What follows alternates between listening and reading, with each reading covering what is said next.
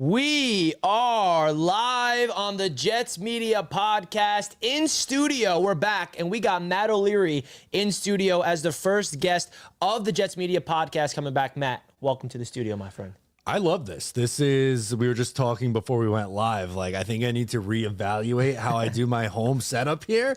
Like, we're all casual with the mics instead of in front of a computer screen, but this is something I can get used to. This is fantastic, and shout out to my boy Jason from Floored Media for setting this up, man. This is not my studio. Let me just make sure I didn't move into this, right? This is a new podcast studio that is nearby, and I wanted to come in here and have you live, and because there's a lot of stuff that's been going on with the New York Jets, and I thought, who better to have on to talk than you, who is a Long Island native like myself, local, right? Long Island native. This is not far from where I grew up, so if it's a little bit of a homecoming for me, too. Like, I might have to hit the Little League field, like, not too far, and just really bring back all the memories here, but yeah, I love it, dude. Yeah, man. So there's so much I want to get into. And folks, if you're enjoying the show, please do us a favor, hit the like button. We're live on YouTube, we're on X, we're on Instagram. This is going to be downloaded on Spotify and Apple Podcasts if you guys want to listen to it in your car, wherever you may be for the Jets Media Podcast. We're excited to continue to talk Jets heading into the NFL Draft. Matt, there's a lot of things that happened before that we have to get into the NFL Draft preview, right? Because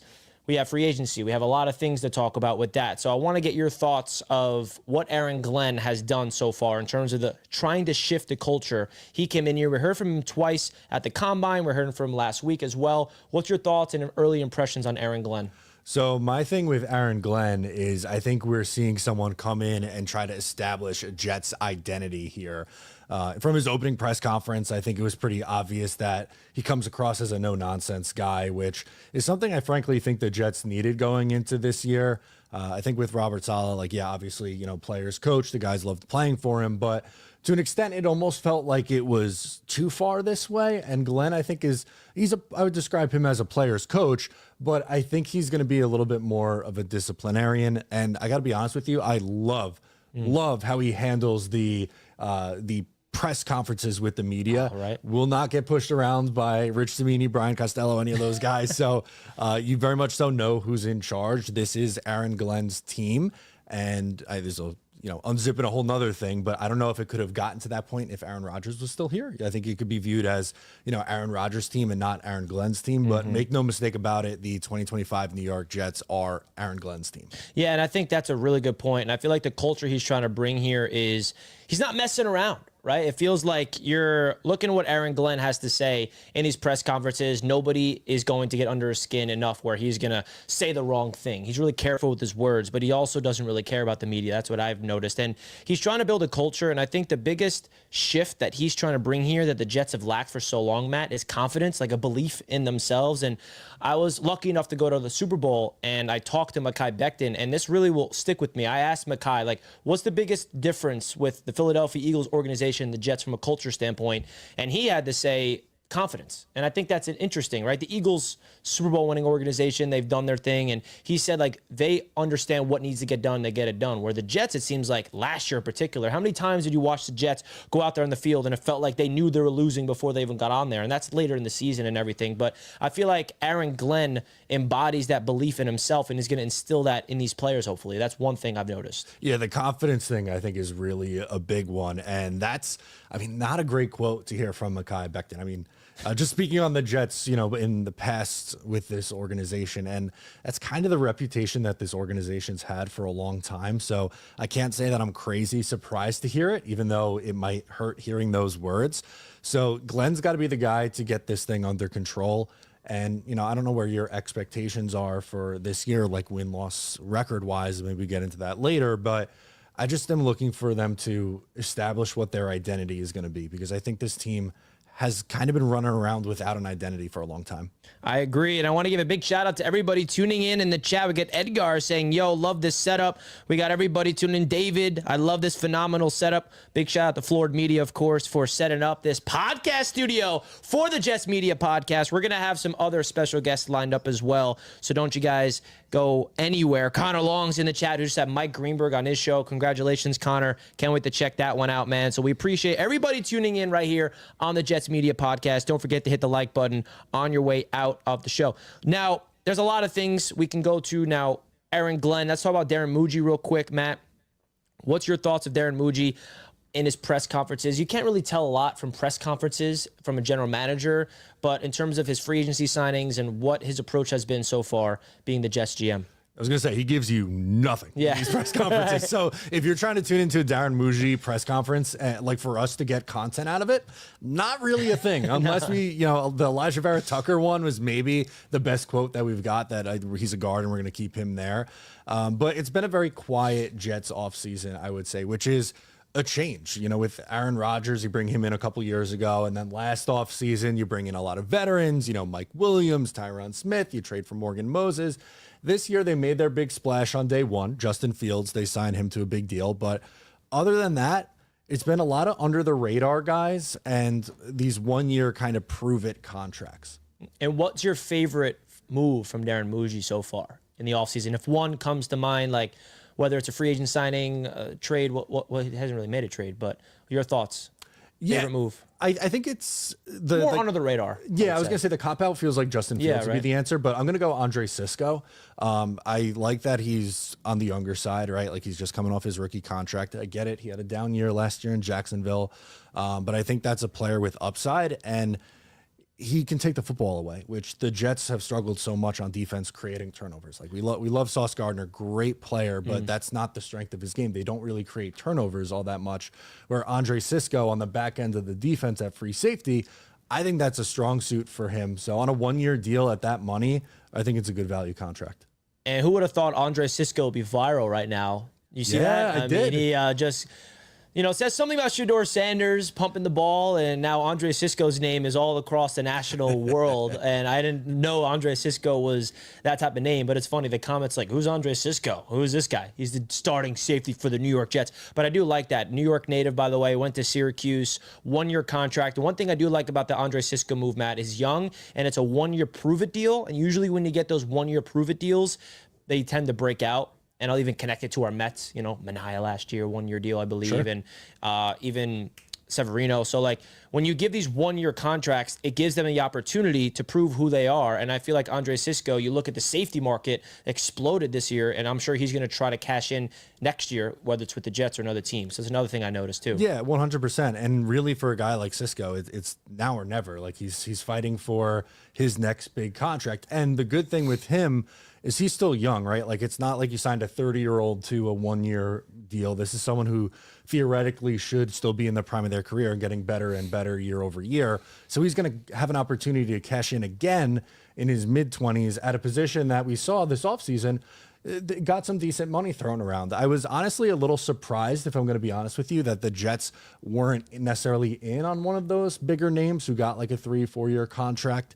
But for Andre Sisco, I think it's an under the radar signing. And I think if he plays well, which we'll see what this Aaron Glenn defense looks like in 2025. I think there's a strong chance that, he's a guy next year who gets a big contract extension. And sticking with the free agency moves, one player in particular that I think every Jets fan had a head scratcher when you saw that news come in was Brandon Stephens, the cornerback. And I was really excited to hear what Aaron Glenn had to say about him, because obviously we don't know his thoughts yet, and I'm sure he has a plan for him. And I feel like what he had to say about Brandon Stephens at that interview was really interesting to me, where he's long, he's lanky, and now we have two guys in the boundaries like Sauce and Brandon Stephens. What's your thoughts of that signing after hearing Aaron Glenn talk about Brandon Stephens? Do you have any more optimism that he can actually thrive in this type of system with Aaron Glenn? And obviously we gave him a 3-year contract, and it's, if you break down the nuts and bolts of it, it's not too much of a giant contract, right? So what's your thoughts of Brandon Stephens and your expectations with him? So this is, I feel like it's going to be like a two-parter, because the initial reaction was surprised, because I think we all assumed, as much as we like DJ Reed, that he was going to walk in free agency. I think we just came to that conclusion. And for me, I didn't think the Jets would spend crazy money on cornerback too. I just didn't think they'd throw around big money. I thought, maybe you try to bring back a Brandon Eccles, who ends up in Pittsburgh on like a 1 year, $4 million deal or whatever he got there. And there'd be a competition for that spot. Instead, they signed someone who's, on the younger side, but has already been established as a starter, was really good in 2023, horrible in 2024. So the fact that he got a 3-year deal is a little surprising after the season that he did have. The positive side of this, though, is, as you said, cap hit in year 1. is very minimal. It goes up to, I think it's like 14 million in year 2, and then you can get out of it after the second year with no dead money left on the contract in year 3. So if it doesn't work out, you have the out after year 2. If it does, well, then you have a starting outside corner who's getting paid starting outside corner money. And he has all the physical traits to me. The thing that he struggles with is he can't find the ball when it's in the air, which is a problem. Like, I don't want to sugarcoat it and be like, oh, everything's fine. He just can't find the football. It's a big deal. But I think that is more fixable than him just being nowhere close in coverage time and time again. Yeah, I think the Brandon Stevens decision is really interesting, and I think that is one of those signings that you just don't know what to expect. And I think the money that he got, you're expecting him to be starting, and you're expecting him to play a lot of good football with this Jets team. Now, other players in free agency outside of Andre Sisco and Brandon Stevens, I want to go deeper into the free agency class because there's a lot of guys that I kind of like on the offensive side of the ball that are one-year prove-it deals that has some upside. Tyler Johnson, for example, the wide receiver. I'm not going to sit here and be like, yeah, dude, he's going to break out with us. But you look at what he did in Tampa Bay. He had Mike Evans, Chris Godwin ahead of him. He went to L.A. He had Cooper Kupp, Puka Nacua ahead of him. And when he was given the opportunity, he shined. And you look at the Jets wide receiver room. Lazard's still here, by the way. Malachi Corley, we don't know what he is. He's never really been given the opportunity. And when he was given the opportunity, he fumbled the ball. Come on, Corley. Don't do that again. I love you, by the way. So your thoughts of Tyler Johnson and also Stone Smart, the tight end that we brought in, those two guys on the offense? Those are like total upside swings, right? And cheap. Like, you didn't have to pay big money to get those guys. And I think if you're banking on both of them to hit, you're putting yourself in a tough spot because the chances of both those guys turning into, like, Stone Smart turns into a tight end 1 and Tyler Johnson or whatever, it turns into a it is Tyler Johnson, right? What was I thinking? I was thinking running back Tyler Johnson. I was like, wait, Ty Johnson. Okay, what the hell do I know? But anyway, if you're like, all right, he's got to be tight end 2, Stone Smart tight end 1, I think you're kind of asking for it. But can they get better in a 1-year prove-it deal situation? Yeah, we've seen it before. I love the upside from Stone Smart. If I had to pick between the two, I think there's a chance that he could be like a nice tight end 2 receiving option. He came on strong for the Chargers down the stretch last year. But yeah, just bet on the youth and cheap contracts. I'm good with it. Yeah, and I think that's the philosophy. We went from, we had a young team, but I feel like bringing in these young guys, and something to note that I heard Aaron Glenn said that really stuck with me, that he's telling the coaching staff in the front office that he wants them to treat this free agency class as draft picks. Okay. And I think that's interesting because when you think of a draft pick as when you get drafted by a team and you're a rookie, you're developing them into the culture of that organization. I think that's their philosophy, why they're going young, right? They're trying to bring people in free agency that fits their mindset, and they're trying to breed them and mold them into their culture. So what's your thoughts of that mindset? Aaron Glenn said that himself, that I want you to appreciate these free agency signings just like their draft picks. Yeah, I think he's tried to get everyone to buy in at the same level, which is important. It's kind of like not one player is above the rest. That's how I took it anyway. And, it's going to take a little bit of a buy-in. They were a 5-win team a year ago, and the expectations aren't going to be very high because of the change at the quarterback spot. Now you go from Aaron Rodgers to Justin Fields. And, we don't know if Fields is the future quarterback or if this is a stopgap kind of a thing. I think it's a good mindset to have because you're not really, again, putting these veterans on this pedestal. Like, everyone has to come in here and earn it. And I think that's the right way to go about it. Yeah, I agree. I think that's a unique approach to the whole philosophy of the free agency class. And we got to talk about the main free agent, right? The main free agent who happens to be our brand new quarterback, Justin Fields. All right, Justin Fields is our new quarterback 1. And I love that Aaron Glenn and Darren Moji didn't shy away of saying he's quarterback 1, and we're not going to go into a competition, right, with Tyrod. I like that, number 1. And number 2, Justin Fields is coming into an opportunity that, in my opinion, it's his first opportunity where a team is going to build around him, not just talent-wise, but a system. And I think you look at Pittsburgh, there was already a culture, already a system in place when they traded for him, right? They traded for Justin Fields because they wanted to maybe have a backup quarterback behind Russell Wilson, but Arthur Smith wasn't building a system around Justin Fields, right? So now the Jets have a first-year offensive coordinator, Tanner Engstrand, and they're going to build a system around Justin Fields. And of course, Chicago tried that, but failed, right? You look at with his time in Chicago, there was just so many things that did not go his way. And the one thing I noticed of Aaron Glenn talking about Justin Fields is his time at Ohio State. So I think this team, this coaching staff, is going to go deep into what worked at Ohio State. How can we replicate that? Obviously, it's different. It's college and NFL, right? But I feel like the Jets are going to try their best to get the most out of Justin Fields to be their long-term answer. That's what they're going to try to do. Will it happen? I'm definitely not investing my brain into that. I've done that too many times as a fan, Matt, and we've been through that way too many times. So what's your thoughts of Justin Fields as being the Jets quarterback one, and is there any hope that he could be the long-term answer? There absolutely is hope, because you can't rule it out after we've seen guys like Baker Mayfield and Sam Darnold and Geno Smith. These guys later in their career end up finding success in their third or fourth stop along the way. Now, am I going to bet the mortgage on it? No, I don't think that's a fair or reasonable expectation. But I like that you point out the play at Ohio State that he kept bringing up, because it feels like, at least to me in the NFL, they have focused, whether it's Chicago or Pittsburgh, really on his rushing ability. And I think that's always going to be his strength. And to be completely honest with you, I have my doubts on whether he can develop into an elite level passer. But I do think he was a significantly better passer at the college game. Like, I've been really surprised that he's come into the NFL and has pretty much only been a run first guy. He hasn't had very many, big games where he's throwing for over 300 yards. So I wonder if the Jets, turn him loose, so to speak, and let him throw the ball, 30 times in a game, which isn't like a crazy number. I'm not talking like Aaron Rodgers' numbers where they're the fourth highest in passing attempts and the worst or the fewest rushing attempts. I think the bread and butter is still going to be the run game, but I just wonder if they'll let Justin Fields push it down the field a little bit more like he did at Ohio State. Yeah, and it comes to processing the field. And I love that a reporter is talking to Glenn like, yeah, Justin Fields doesn't know how to process the field. He's like, well, that's an opinion.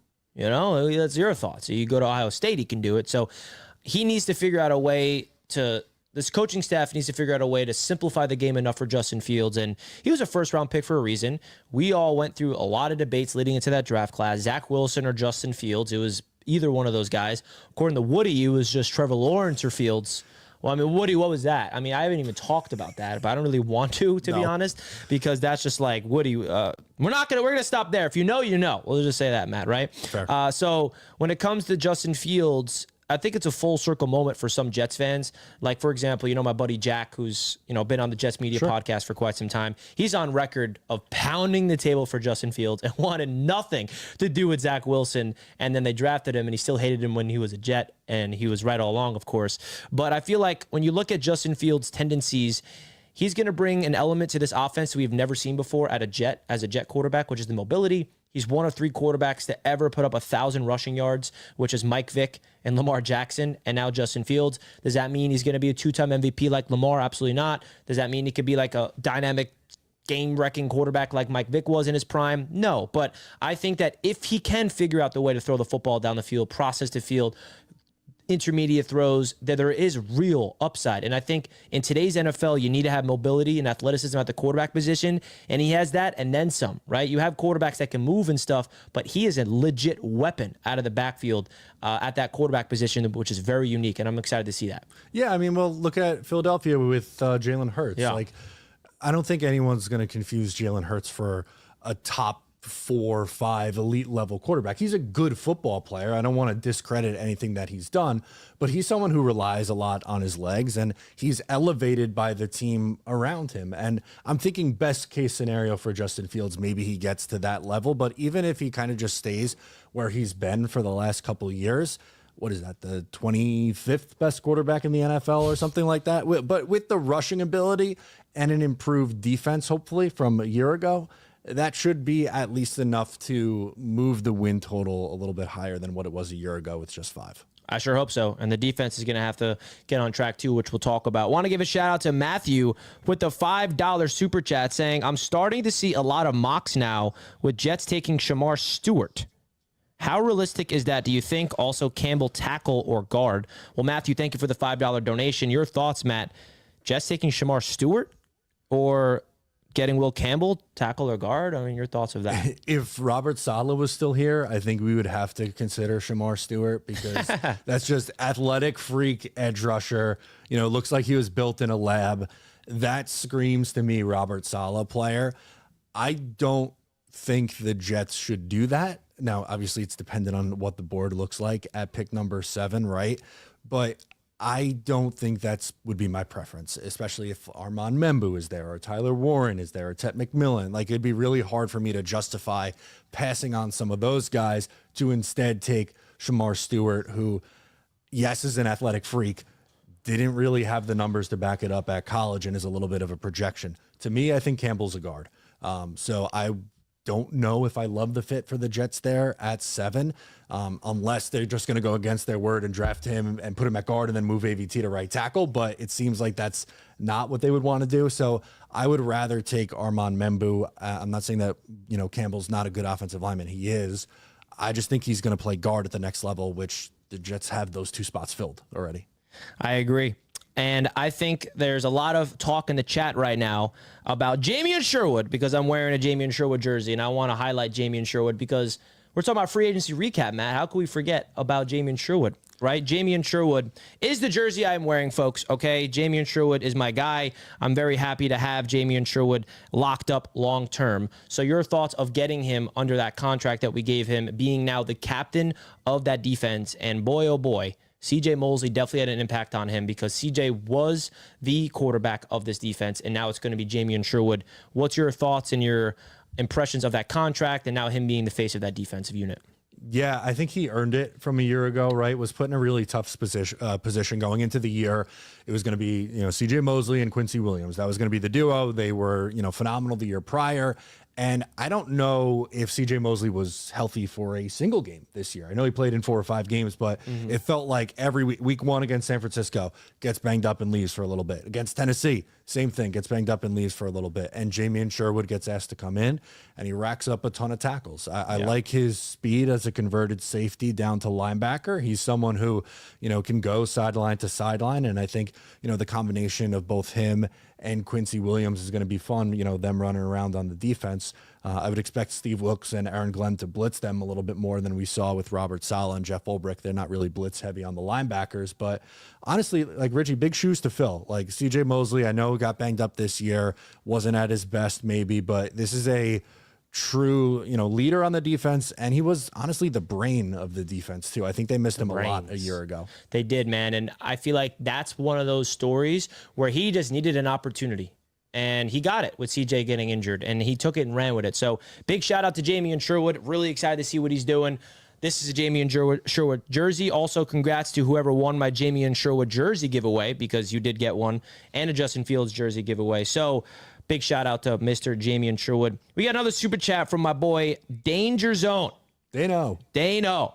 Love this guy, man. Appreciate you. Great to see you pursuing your dreams, bro. Thank you, man. I really do appreciate that. I have had a vision of this for years, and I'm happy that it's actually coming to fruition, being in a podcast studio like this. If you're just tuning in live for the first time, guys, no, this is not my new studio, so I don't want people to come in here and be like, yo, Richie upgraded his spot.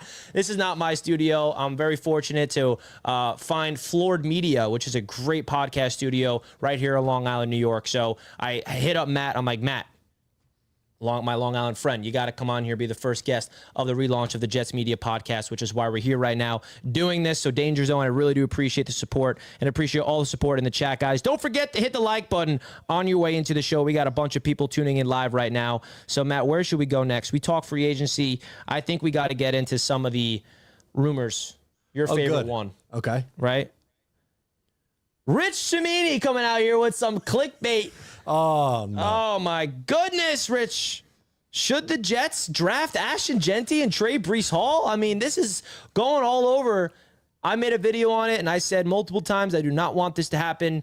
And I'm trying to see from the side, because there are some people saying, yeah, the Jets got to do this. They should do this. The only way this actually works is at the financials. But outside of that, I don't like it. So your thoughts of this rumor, and I want you to be 100% honest, and be Matt O'Leary, true to yourself about this. Go. I hate it. And I did a mock draft today because this is what we do, right? Like, we come on, this was a huge talking point over the weekend. Jet fans, is Breece all good? Should they move on? How could you pass on Ashton, Jeanty? All that good stuff. So naturally, against my will, in a way, I made a mock draft on it because this is what we do. We have to create content. But I need the NFL draft to get here because I Don't know how many more of these I have left in me, Richie. I would put this at like maybe a 5% chance of happening. So there's a chance, but it's slim. The reason why I don't like it is because I am not ready to sell my Breece Hall stock. He's under contract for 1 more year, and I get it. You're going to have the people go, well, you can't lose him for nothing. You're not going to lose him for nothing. That's not how this is going to go. Assuming he comes back and has a good year this year, which I'm a believer that he can in this offense, you could franchise tag him. And the franchise tag for a running back, it's not like these other positions where you're franchise tagging a quarterback, they're getting paid $50 million a year. The franchise tag for a running back is a very viable option to get that extra year out of. So I don't know how you could just go, you know what? We spent a top 40 pick on the position a couple years ago. We take Breece Hall and make the investment. Then 3 years later go, you know what? We're all set here. We're going to trade Breece Hall and then use a 7th overall pick instead to take a running back and still have a massive hole at right tackle, at tight end, at wide receiver 2, at wide receiver 3, at interior defensive line, at strong safety, and you go right down the pecking order. So I just feel like you're creating an extra hole for yourself when you don't really need to do that. Yeah, that's why, like, I love Ashton Jeanty as a prospect. I really awesome. do. Yeah. But it just doesn't make sense where the Jets are at right now. I think that would come out of left field, and nobody would see that coming. But I will say this. This is Aaron Glenn and Darren Muji's first time here, so we have no idea what to expect, right? With Joe Douglas, I think you can agree, we kind of picked up on his tendencies. So going into these drafts, we kind of had an idea of Joe Douglas's drafts. I don't know what Darren Muji does. I don't know what Aaron Glenn does. So you never know what they're going to do. So I'm going into this draft, Matt, expecting the unexpected because I have no idea what to expect. But I don't want to go into draft talk yet because I want to go more deeper into this roster.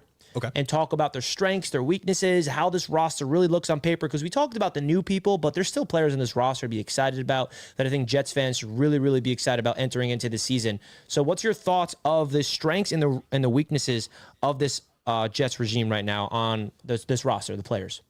So the strengths, ironically, I'm going to talk about a position we just did. Running back. Wow. Yeah, the strength, With right? 3 of Why them. change it? Yeah. They said this week, Aaron Glenn said that we have 3 good running backs, which is something that I believe. I like the Breece Hall and the combination of Isaiah Davis and Braylon Allen as the more bruising back. You could have Breece Hall be the Jahmyr Gibbs of the New York Jets. You could have a mix of Braylon Allen and Isaiah Davis be the David Montgomery here for the New York Jets. And I think that could work. On the defensive side of the ball, I think you have to look at the cornerback room still. I know that, you lose DJ Reed and obviously you downgrade to Brandon Stevens, at least on paper. But I think Sauce Gardner and Michael Carter as a duo is still, a great spot right there for that unit. So to me, I think some of the deeper rooms are those 2. And I know they have, another hole on the offensive line at right tackle, but I personally love what it looks like from left tackle to right guard right now. That's what I was about to say. I mean, the biggest strength I see on this Jets team going into the draft is the offensive line. I mean, give me a break if the people crying like, wow, we don't have a right tackle. When's the last time we had 4 starters like this? Like, not every team has 5 elite offensive lines. In my opinion, this offensive line could be good, even if, like, say, whatever right tackle we get hypothetically gets hurt, for example. Like, I think this Jets offensive line is good enough where we don't need a 5-star right tackle. Now, we'll get into the draft talk. I am on board of getting Membu. I'm not saying I'm against that, but I think that the Jets offensive line is a strength. And I think we moved away from the identity of this offensive line for such a long time, ever since, DeBrick retired, Nick Mangold retired. We've been trying to find it. We took a swing on Mekhi Becton to be the left tackle. That did not work out for whatever reason, injuries and, him not playing well when he was healthy at the end of his tenure here. We drafted Olu Fashanu last year. We got Joe Tippmann in the building. We still got AVT. John Simpson was a fantastic free agent signing. So the biggest strength I see on this Jets football team is that offensive line. And a big thing that I love, which is imperative for a successful offensive line, Matt, is continuity. And I think all 4 of these guys played together last year. They're going to have another offseason together. We have a brand new offensive line coach. Finally, goodbye, Keith Carter, and a new offensive regime, new scheme here. And on top of all that, a new quarterback that brings a different dimension to this offense. So the biggest strength, I think, of this team is the offensive line. I'll flip it to the defensive line. I wouldn't say it's the biggest strength like years past, but I still like it. I still love Quinnen Williams. I know that we need a counterpart next to him on defensive tackle. I know we brought in a lot of free agents at that spot, like 3 of them that's going to be competing for a roster spot. I still think Leonard Taylor III is a player that Jets fans should not forget about. I think in his rookie season as an undrafted free agent, definitely showed upside as a pass rusher next to Quinnen Williams. So we got 2 first-round picks off the edge in Jamien and Will McDonald. So I think this defensive line is set up for success, but we still need to add some pieces on the defensive line, of course. But now I want to focus more about the weaknesses, of course. So where are the concerns? And I don't even want to talk about like holes, right? Like when I say weaknesses, I'm not saying, oh, we need a right tackle or we need this, but like where's a position that you're like, yeah, well, this is not the greatest position that we have? Tight end. Tight end. It's like, how could that not be? So I wonder who you want at 7, Matt. Well, I am a Tyler Warren believer. You're a Warreneer? I'm a Warreneer. Now, I'm not anti-Armand Membu. I know in today's day and age, you have to be all for one player and you hate every other player. You heard it here first, folks. Matt O'Leary, not for Armand Membu. No, write it down. I hate Armand Membu and his entire family. Not a fan of the Membus at all. But for Tyler, like making the case for a Tyler Warren, right now, Jeremy Rucker, bless his heart, Long Island kid, right? Like basically my neighbor now. Like I live a couple of towns over from where he grew up.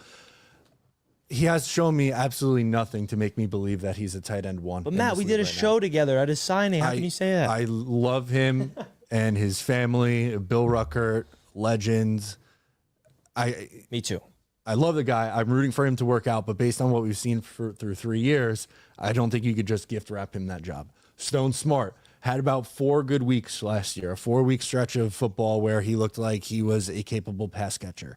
That is not nearly enough of a runway to go, okay, yep, you got your guy there.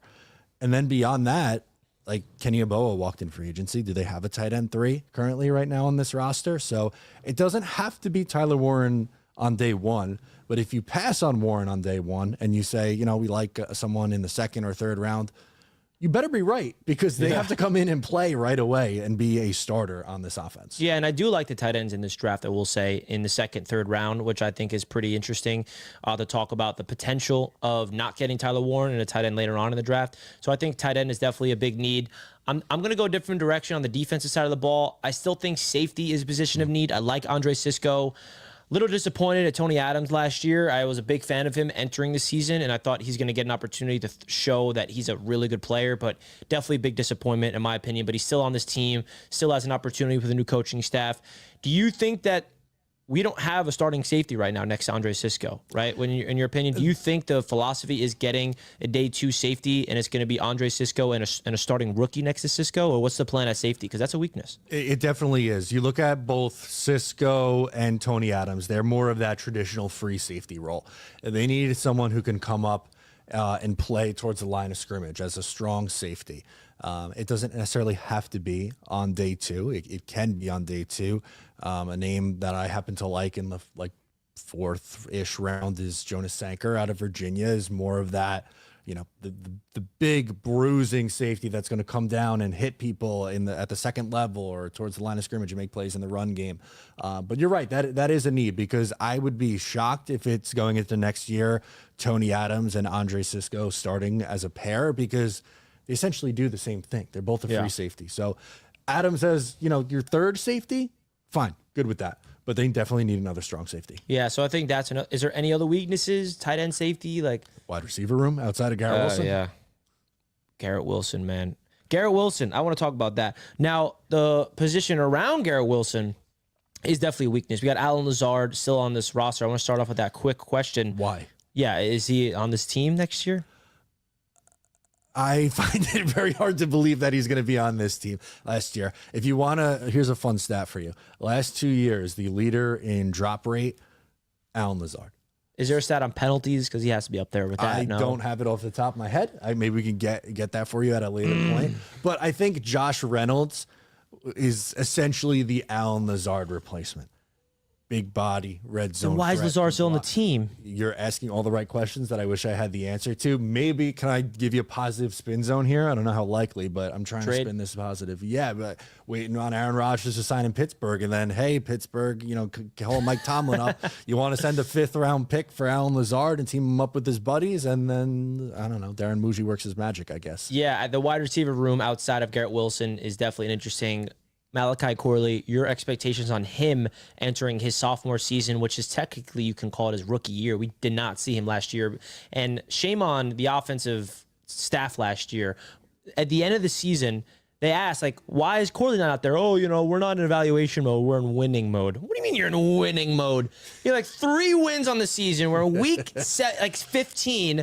Get your rookie on the field. And are they like, putting him in jail because the guy fumbled at the 1-yard line? Let that be his rookie moment and let him build off that. It really drove me nuts last year, Matt, that this regime last season did not give Malachi Corley a real opportunity to do anything. So what's your thoughts of Corley entering his sophomore year? Any hopes that he can turn into the guy we all loved out of college?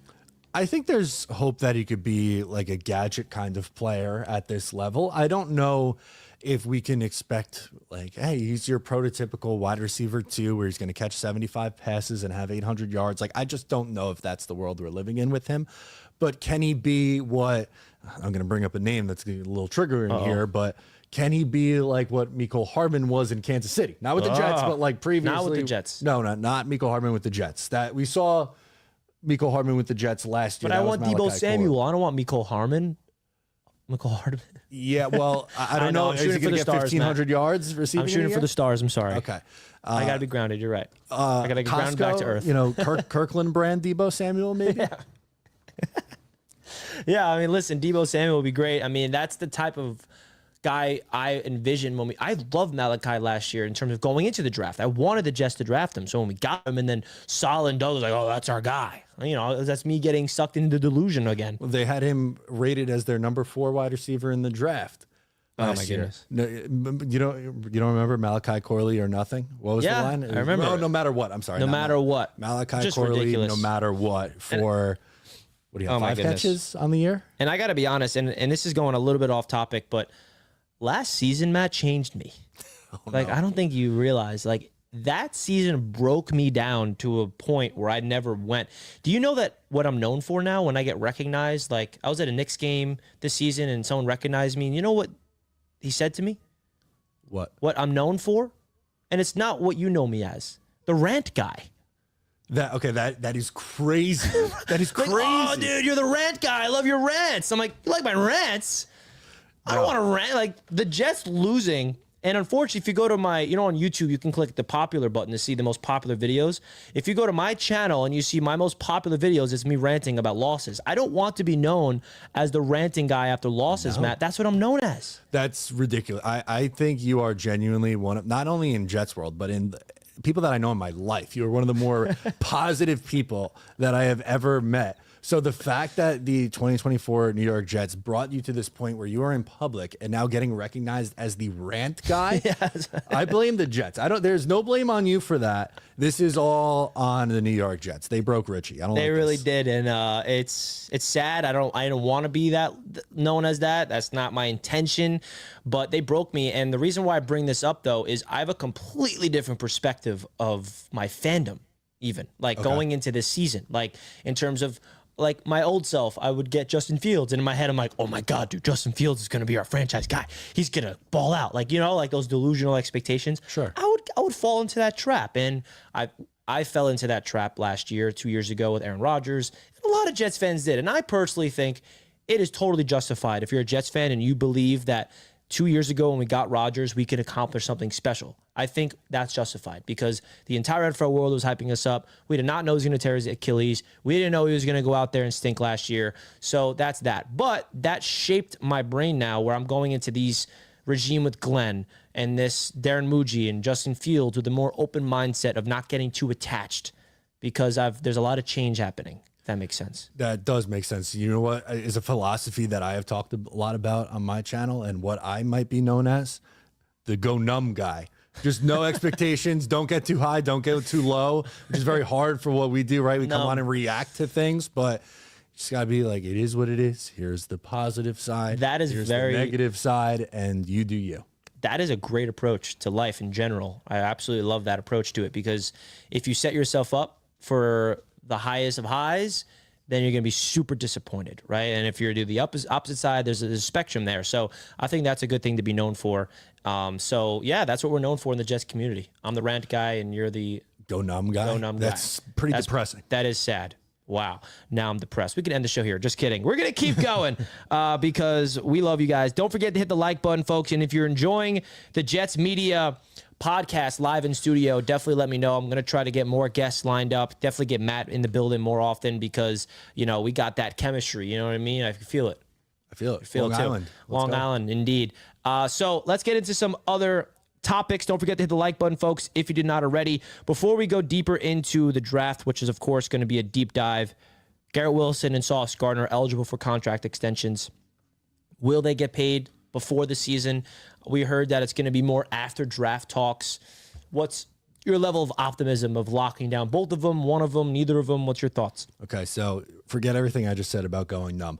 Garrett Wilson and Sauce Gardner are getting contract extensions this offseason. Probably not before the draft. That is way too quick of a turnaround at this point. But sign me up for, I'm going to stick to my number. Garrett Wilson, 4 years, $120 million is going to be his contract. Sauce Gardner probably gets something pretty similar to what Derek Stingley just got. And that's maybe where I find myself getting a little frustrated, is because the Garrett market, I think, was already kind of well established, but there were two big corner signings. It was, who was it? JC Horn with the Panthers, and then Stingley. So Horn gets like $24 million. And I was like, oh, if he's getting $24 million, I wonder what Sauce is going to get. And then Stingley gets $30 million. So it just completely blows up. I would think you probably see right around $30.5 million a year for Sauce, but I think they find a way to get it done with both those guys. Both of them before the season starts. Both. Oh my God, that would be like the best thing possible. Imagine that happens during training camp and right before the season starts, because those two players are beloved by this Jets fan base. And I think now with the brand new regime, you're kind of scared, like, oh my God, like, you don't ever know, they're going to get rid of our favorite players, right? And that's a scary thought. So I think my level of optimism is still there, because I'm hearing Glenn and Muji both say over and over again that they want to keep their own. And those technically aren't theirs because they didn't draft them, but they're New York Jets right now, and they're super talented. They could be faces of this organization for the long run. And starting off with Garrett Wilson, he is my favorite player on the Jets. And I even told you before we went live, like, I've had this lock screen on my phone of Garrett Wilson since he made that catch. I don't know if you could see it, but up there is the Garrett Wilson catch. I got it autographed and everything. Garrett Wilson did not send me that, but I just bought online, right? But I've had this lock screen of Garrett Wilson on my phone, and I told myself I'm not changing this lock screen until Garrett Wilson is extended. How does your girlfriend feel about that? Yeah, she's used to it by this point. You know what I mean? All right, like, okay, fair. The Jets are my life. Yeah, man, she is. And at the end of the day, she supports me, and she has to, we live together to the point where my studio is in our apartment. This isn't my studio, guys. I feel like some people are coming in and you're like, oh, Richie's studio is sick now. It's Floored Media. Check him out on Instagram and all across. But yeah, she hears me, goes crazy. She's supportive, luckily enough, that I'm a 27-year-old with Garrett Wilson as my phone screen. Is that embarrassing? No, I say no. I fully support it. I would probably do the same thing. In fact, you know what? Sidebar quickly. The last time my phone screen was at my now fiance, who I love very much and I'm very happy with, I changed it on Aaron Rodgers' first day as a New York Jet. The video of him walking in. And I'm like, yo, I changed my phone screen. I was at my then girlfriend's house, and I showed her dad. He's a huge Jet fan, and he was pumped, and she just gave me a look. And I knew, all right, I got to change this back. This is not going to work out. So I made the adjustment.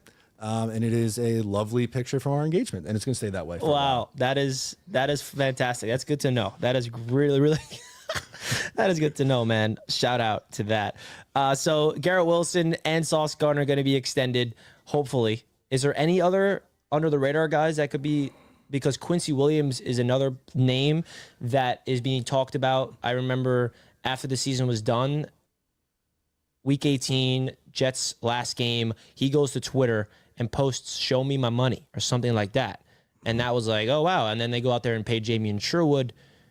Is Quincy Williams feeling a little, I wonder if he showed up today for the offseason program. It's mandatory. Is he going to have a little holdout? I think he is a potential holdout candidate.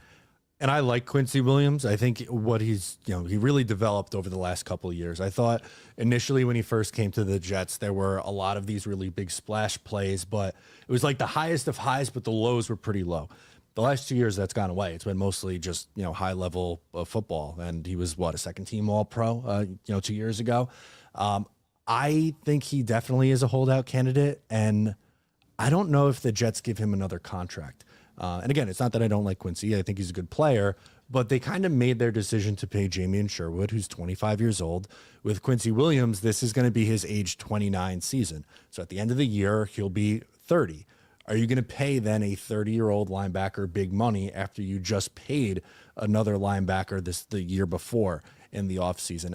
I would find it hard to believe that they would have two high-paid linebackers like that. Yeah, I agree. So that's a very interesting decision. So going to the draft talk real quick, is linebacker potentially an option in the draft to get the Quincy Williams replacement? I know we have Zaire Barnes, forgot his name for a sec, as our third linebacker. And then behind him, Chaz Surratt is still on the team. Like, what's our linebacker depth looking like? Are they going to look to draft the linebacker maybe earlier than we think because of what you just said about Quincy Williams potentially not being the long-term plans? If they didn't need to fill like 4 starting spots, I would say yes. But unfortunately, I don't think they're in a position where they can go, you know what, in round 2, let's find our Quincy Williams replacement. We have him on the shelf this year. You know, he's maybe a special teamer and plays like, I don't know, 25, 30% of snaps and then takes that big jump the next year. I don't think they have that luxury because they have, 3 picks in the top 100, right?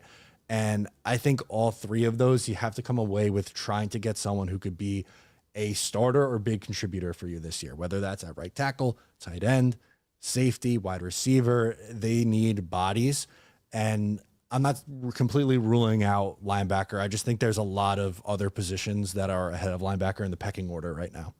Interesting. Yeah, I didn't even think about linebacker in the draft until this moment, until you started talking about Quincy Williams, honestly. So let's get into the draft because there's a lot of options for this Jets team. We have the 7th overall pick, of course. There's a lot of talk about this Jets team with that 7th overall pick. I've seen mock drafts that have, the most common is the word I'm looking for. The most common draft is Armand Membu, Tyler Warren. Those are the 2 favorites. And then they're sprinkled in. You see Ashton, Jeanty, like we talked about. Some have crazy targets. So who do you think the Jets are going to go at pick number 7? And what's your gut telling you at this point? Not who you want, but who you think they're going to get. I was going to say, because what I want and what I think they're going to do are 2 different answers. Yeah.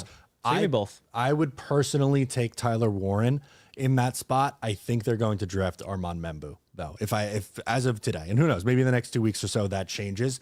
But I think the Jets saw you have a lot of the Detroit Lions coming over here with Aaron Glenn and Tanner Engstrand and Rick Spielman as an advisor saw what his brother did in Detroit, and they finished that offensive line and really made that their identity.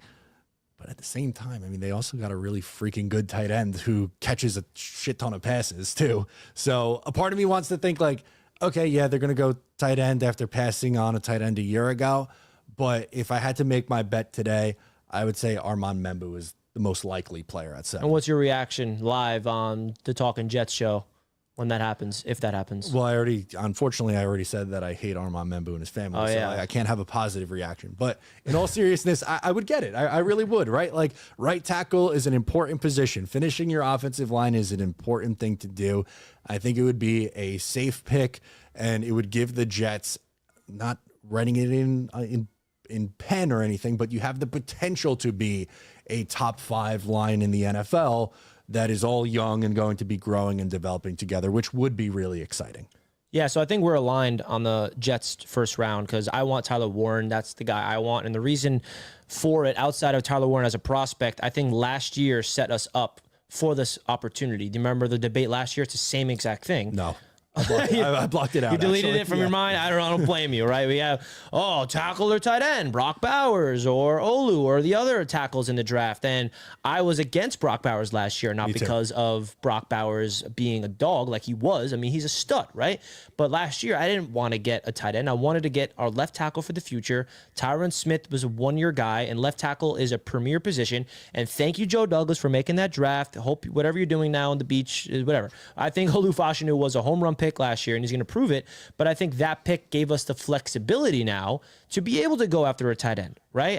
I love Armand Membu, and I think if the Jets get him, I'm going to be happy with the idea of the offensive line being set up for the future. But what Tyler Warren could bring here from a dynamic weapon, the blocking, being a unique weapon out of the backfield where you can do wildcat, have him run quarterback, have him be the quarterback out of the shotgun with Justin Fields split out wide. Like, you can get so creative with Tyler Warren. Like, whenever I watch his film, I'm falling in love with his ability to be a difference maker. He can get a direct snap and take it a 50-yard handoff. Like, you can do so much with Tyler Warren. So I think last year, drafting Olu in the first round gave the Jets the flexibility to be able to pass on the offensive lineman and go tight end in the first round.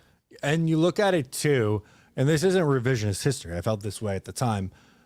Last year's offensive line class versus this year's offensive line class, to me, completely different. There were, 9 offensive linemen that went in the first round last year? I think either 7 or 9. There were a lot of offensive linemen that went in the first round last year.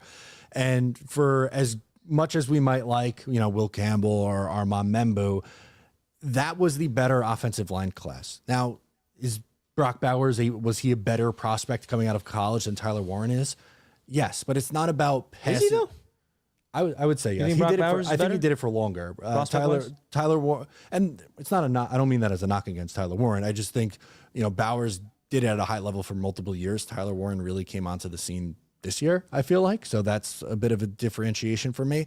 But could you imagine the spot that they would be in now if they didn't draft an offensive lineman and they needed to fill both left tackle and right tackle? Dude, tell me about it. And I even thought about it this offseason. Like, can you imagine the Jets went Bowers and we had Tyron Smith last year as our left tackle, and now we have a hole at left tackle? You know how hard it is to fill in the left tackle position right now for these teams that's looking for that? It's basically impossible. Like you said, the draft is not as deep as it is.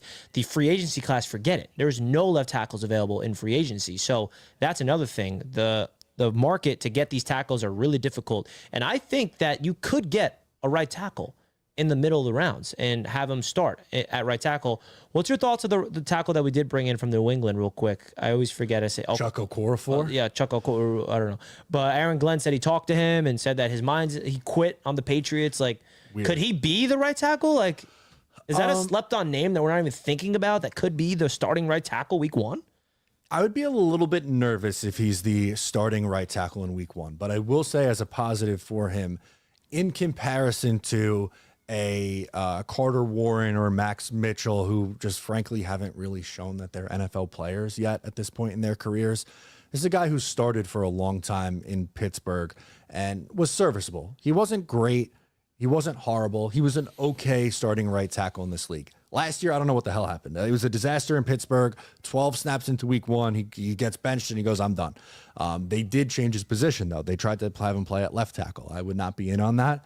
But if you're telling me, okay, we're going to take Tyler Warren in the first round, maybe you take a wide receiver in the second round, third round, we're going to go after Ozzie Trapilo. Boston College offensive tackle, played a lot of right tackle, and go into camp, and it'll be a battle between Trapilo and Okorafor for that right tackle spot. I'd be comfortable with that because I think the rookie can win it out. But even if he doesn't, you have someone who could be a temporary starter, and then you're probably hoping by at some point during, midway through the season, maybe you're making that switch and going to the guy you took in the third round. Yeah, that's very interesting. I agree. And I think, outside of the two guys we're talking about, I feel like that's my only issue with us Jets fans, where we're just thinking there's 2 options. And that's not true. There's many options. And I feel like if there were other guys at pick 7 that you think is likely, is there anybody besides those 2 in Membu and Warren? Maybe not necessarily that you would want, but that the Jets would target? I definitely think those 2 are the most likely. I don't know about you. I just don't see a world where Tet McMillan's the pick. And I don't dislike Tet McMillan. I would be more open to that than I think the organization, the Jets, would be. But I just get this feeling that the NFL is a little bit more down on him. He's going to go somewhere in the middle of the first round. What about Mason Graham? We haven't talked about Mason Graham yet. Yeah, interior defensive line is a really huge need. And this kid was a stud at Michigan for multiple years, was playing at a high level as a freshman, and Michigan plays a really tough schedule. They're not playing, these cupcake teams. Yeah. And he's dominant against the run and is a really good pass rusher. So There's a chance that he goes before the Jets are picking at 7, but if for whatever reason Mason Graham's there, I don't think we can rule him out and just go, oh yeah, let's pencil in either Armand Membu or Tyler Warren. That's the only 2 options. There's another option that I wanted to talk to you about that I saw in a mock draft. Travis Hunter and Maurice Jones-Drew had him in his mock draft falling to the Jets at 7. Not happening. It's a joke. I mean, that would be cool. I would love that. But it seems like he's actually going number 2 to the Browns, which is the latest buzz, which killed my dream. I remember hearing Aaron Glenn and Muji talk about Travis Hunter at the combine or whatever, wherever it was. And in my head, I'm like, wow, I didn't even think about that. What if they traded up for Hunter? That would be cool. But that's not happening. It's a pipe dream. He's a dynamic athlete that I think can fill in 2 holes, corner and wide receiver. But again, that's not happening. Is there a trade down option? I think trading up is definitely ruled out. Is there a world where the Jets trade down and get somebody else? Like some people say they want to trade down and get a Mecca Agbuka or someone like a wide receiver that's not Tet McMillan. Like, is there a trade down scenario? Yeah, I definitely think so. It depends on how far back you go for names that we're talking about here, but maybe Dallas wants to come up for Ashton Jeanty. They've gone running back early in the draft before. Maybe there was a rumor, and all it is a rumor, but Atlanta is interested in moving up in front of the Saints and the Panthers, who pick 8th and 9th. So maybe they would be a team at 15 that the Jets could fall back to. Names outside of Buka, who I happen to like a lot, by the way. Loveland, the tight end from Michigan, I think would be an option. In a trade down in the first round? Yeah, in a trade. I think if the Jets don't trade down, I think he has a chance to go to Denver at 20. They really need a tight end. I could see that. I see him. If he gets past Denver, I think he's going to the Chargers.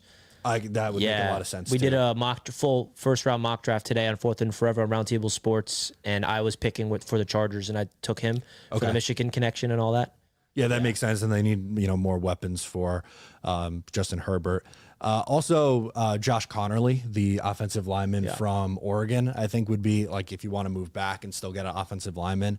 I think that would be a name that would make sense for the Jets. Yeah, I think the trade down scenario is interesting. I'm going to rule out the trade up. There's a lot of hype around potentially trading up for Cam Ward. That's done. We got Justin Fields. That was maybe a backup plan if we didn't land Fields. Now, the quarterback position is an interesting one. I know that you have an opinion on it. Everybody has an opinion on it. Are the Jets going to draft a quarterback? I actually saw a report that Jordan Schultz put out there. He actually sent it to me. The Jets did a lot of homework on Jalen Milroe. And I don't know how you feel about Jalen Milroe. I saw him at the Senior Bowl with my own eyes. He didn't look good. Now, the Senior Bowl, now it doesn't mean he's going to be a bust. He went out there in the combine and spun it, right? He looked really good at the combine. Jalen Milroe is literally the perfect guy to get if you want to develop a Justin Fields system, because he kind of is the same type of quarterback, can run very well, athletic, but doesn't really throw the ball extremely well down the field. Of course, the Jackson Dart name, there's like legit buzz around the Jets and Jackson Dart. Is there a world where we get someone at 7, trade up back into the first round to land Jackson Dart to have that competition with Justin Fields? Is that an option? Of course, we've saw people mock the Jets getting him at 7, which I do not want them to do at all. There's other guys out there in the later rounds that I'm sure that we've talked about. So what's your thoughts right now, a few weeks away from the draft? Are the Jets getting a quarterback now, or are they going to wait until next draft? I think you wait until next year. For me, and I know everyone has their own opinions on the quarterback, so I'm not telling you how to feel, but for me personally, I don't love where most of these guys are going to go. Like, if there's a world where you can take Jackson Dart in the 3rd round, or a world where you can take, Jalen Milroe in round 3, then I'd be willing to take that swing. But unfortunately, I think both of those guys are likely either going to go at the back end of the 1st round or early in the 2nd round. And I think the expectations that come with a quarterback that's going to go in the 1st round or at the top of the 2nd round isn't necessarily fair for the kind of prospect that they are. But because they're a quarterback, they're going to get overdrafted. So I would rather forego taking a quarterback this year, fill out the roster. We listed off a million needs that the Jets still have on this roster that you could attack in the draft. And I would be using your top 3 picks in particular on trying to find guys who could be impact players for you in year 1 right away. So I'd rather wait and try to get the quarterback next year and just see what you have with Justin Fields this season. And what's your thoughts? Anything about Jordan Travis? Because that means we don't draft a quarterback. It's going to be Fields, Tyrod, and Travis as QB3. Thoughts on him? weird situation, really weird situation. Called us out on not handling him well, right? Which that made zero sense to me, because this all started because the agent around this time a year ago, he was the one that said, or his camp, I don't know if it was the agent in particular, but the thought that was out there was that Jordan Travis would be ready for training camp. So it was his field, or his team rather, that put that out into the ether. He wasn't ready for training camp, spoiler, and he didn't practice a single time during the regular season. And then it gets blamed to the Jets tried to rush him back. But that's not adding up to me, because again, it was his camp that was putting out there that he'll be ready for the start of training camp and off-season workouts. So I think if you get anything out of him, it's a plus. I just don't know what he's going to be, because you're looking at, he got hurt in November of 2023. He's not going to play a preseason game until August of 2025. That's almost 2 years without being in a game situation. I don't know what that does to a player who misses that much time. I'm rooting for him. I don't have anything against him personally, but I just have no idea what he's going to be. Yeah, so do you feel comfortable with him being QB3? Because that's what he is if we don't draft the quarterback, or sign one. Yeah, I guess so, because, you know, I don't think a ton of teams really have like a QB3 where you're like, oh my God, like if they have to go to him, like great. But Tyrod Taylor is, in my opinion, one of the better backup quarterbacks in the league. I honestly, like, full transparency, I would have been okay if they wanted him as the bridge guy even this year, but Fields gives you much higher upside. Totally get that. But I feel good about their number one and number two. If, God forbid, let's say Justin Fields gets hurt and they're going to turn to Tyrod, you might have to sign someone in free agency to add in on either the practice squad or as, you know, a depth roster spot for you. But we can cross that bridge when we get there. I don't think he being Jordan Travis is going to be active very often on game days. So I think they're going to just pretty much rock with Justin Fields and Tyrod Taylor. Yeah, and I think if they go into this draft and don't draft a quarterback at all, that really shows you the confidence they have in Fields, because let's be honest, man, like, we do not have a long-term answer at quarterback. We have a potential in Justin Fields, but we don't have one. I have been waiting my entire life for a franchise quarterback. We all have since a long, long time. But at the end of the day, like, I would still love if the Jets can find their guy to sit even this year. And if Fields fizzles out, we have someone to work with next year. Now, I know the whole mindset is this class isn't good at the quarterback position. I'd argue that narratives are proven wrong sometimes, right? Sure. That class with Lawrence, Fields, Zach Wilson, what was the narrative about that class? It's one of the best quarterback classes we've seen in a while. Trevor Lawrence, first overall pick, has not lived up to the first overall pick hype. Zach Wilson's a bust. Justin Fields, bust with Chicago. Hopefully he can work out with us. Trey Lance hasn't even been on the field. No. And then you got Mac Jones. So, like, my point is, narratives are not always correct. So you never know. This class at the quarterback position could be great, even though people say it's terrible. Cam Ward could be generational. Maybe Shador is great wherever he goes. Jackson Dart, all these guys. Kyle McCord, I really like in the mid-rounds as well. Tyler Show, I think, is someone that you can plug in and play right away because of his age. So I don't know. I'm just not somebody that likes to buy into the hype and buy into what the majority is thinking. So you never know. And I think there is a world where the Jets do draft a quarterback. I don't know where. I don't know who. But I think that the first year of Darren Muji and Aaron Glenn, they brought in Justin Fields in free agency, and I think they probably know Tyrod is a backup for this year. Say Justin Fields works. Is Tyrod going to be brought back as a backup next year? Maybe they draft a guy, and that's going to be the backup next year. Like, I still think that they want to find someone in the draft at the quarterback. They're doing a lot of homework on these guys. That's another reason why I feel like there's a big chance that they draft a guy like Jackson Dart, like Jalen Milroe, like Kyle McCord in the later rounds. So we shall see. I don't know if they actually will or not. But I want to get your thoughts before we wrap up on some mid-round targets real quick. Like, we talk about the 7th overall pick ad nauseum already. Day 2, day 3, some guys that you've been eyeing. I know you do mock draft Mondays every single week on your channel. What are some guys that you've been kind of really targeting as a Darren Muji yourself, being that mock draft guy? Yeah, so for me, it really depends on, do you consider a second round? Is that a mid-round pick? So I'll start there. I'll do like 2, 3, 4. A second round, I like Jack Besh at wide receiver out of TCU. I also like Higgins. I think he's another good wide receiver target for them. Tyleik Williams on the interior defensive line. The Williams duo on the interior of the defensive line could be a lot of fun. That'd be a name that I like. I mentioned Jonas Sanker as a safety from Virginia as like maybe a 4th round kind of guy. From there, if you want to go mid-round tight end options, I like Terrence Ferguson. I like Gunnar Helm out of Texas. I feel like people have soured on him because of his combine performance, but I think people are forgetting that, he rolled his ankle on his first combine attempt. And I don't know if you saw the Ian Rappaport picture that he tweeted out. That thing looked pretty nasty that he was running on. I personally don't think that Harold Fannin Jr. or Elijah Arroyo make a ton of sense for the Jets in the mid rounds. They're popular names that get brought up a lot for the Jets at tight end, but I view both of those guys as more of like just pure pass catchers, like a bigger slot. And I think the Jets are going to ask their tight end to be that traditional inline tight end and also play as like a, as a slot. So I think it's going to be important that they target someone who could do both. I don't think they're just going to target like a pure pass catcher guy. And other than that, like, I feel like those are the positions that I go to often. Although I will give you, I know I said no, I don't really love quarterback, but I'll give you a mid-round quarterback that would intrigue me a little bit, and that's Will Howard. I think that he's won at the collegiate level, played in a lot of big games. I thought he played his best football in the biggest moments.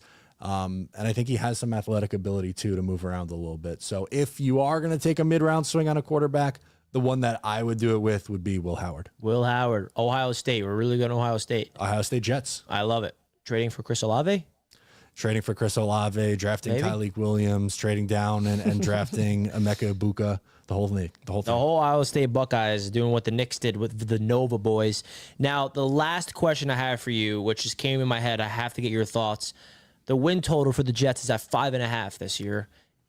Do you think that's disrespectful? Do you think you're hitting the over? I'm hitting the over on it. I don't think it's disrespectful because they're going to say, well, this is a 5-win team a year ago, and you lost Aaron Rodgers, and what's Justin Fields going to look like? But I really think the coaching was such a huge issue for this team a year ago, and the defense really was underwhelming. I think with an upgrade on the coaching staff, and I do believe in both sides, the offensive staff and defensive staff, I think will be better this year. I think Aaron Glenn will be better prepared than what Jeff Ulbrich was as the interim head coach. And honestly, I think they'll get similar quarterback play, and not stylistically with Rodgers and Fields, obviously, but they'll get okay quarterback play. And I think there's a path to where they can win 7 or 8 games this year. I'm not going to say they're going to go 10-7 and make the playoffs and, win a couple games. I think that's unrealistic. But to me, you're a 5-win team this past year. Can you show me tangible signs of improving, win 7 or 8 games, and have you feeling pretty good after year 1? Yeah, and I think I love that the Jets are back to where I feel more comfortable as a fan, more under the radar. Sure. Where the last few years it was not the case. We were hyped up. We were going to win the division, Super Bowl contenders. Like, I'm not comfortable there as a fan. I think that now that we have more of a under the radar type of team, we're on the rise. Everybody's counting us out. I don't know if you saw the AFC East odds, but we're dead last in odds. Like, the Patriots have better odds than us, which I like. I like being counted out. I like that the media is not going to hype us up, even though I heard someone like Monte Teo say we could be the Washington Commanders of this year, which is, I think, interesting. I actually think that could be a potential, but that's me getting a little, Don't hopeful. buy back in. I'm buying back in right Richie. there. Positive Richie. Oh, delusional all over again. But I think, staying even keel and having this team, and I think what Aaron Glenn said is important, move in silence. And I think that's something he wants. And then he said we can move in silence until we go out there and start showing the world who we are and we start winning football games, and that's when we can be loud. So I think that's really important too, is he's trying to keep this team off social media and develop a new culture with Aaron Glenn. So, Matt, this was awesome. The Jets Media Podcast live in studio. This was a great time. Anything you want to say about the experience in the show and just your overall thoughts of everything? Yeah, I loved it. Thank you so much for having me. It was an absolute blast. Shout out Florida Media. Great job here. Love the space, and hopefully can come back and talk some Jets with you at another point. Oh, you absolutely will be. And everybody in the chat, you guys let me know. Do you want to see more content like this from this studio? If you want to see more of this, let me know in the comments right now. Don't forget to hit the like button as well and subscribe to this YouTube channel, Jets Media, and subscribe to my buddy Matt O'Leary. His YouTube channel is down below in the description. If you're not already subscribed to him, I don't know what you're doing. Come on now. Go subscribe to Mr. Matt O'Leary. And this is the Jets Media Podcast. We're live in studio. I do have some guests lined up. Disclaimer, I am going on a vacation this week, so I will be out of my studio completely and out of the content world until the draft comes around. So some little personal news there, but we'll be back and locked and loaded for the NFL draft, which I'm very, very excited about. So Matt, I appreciate you coming through to the Jets Media Podcast right here at Florida Media. All right, so we're going to wrap up things now, and let's go Jets. Go Jets. Peace out, folks.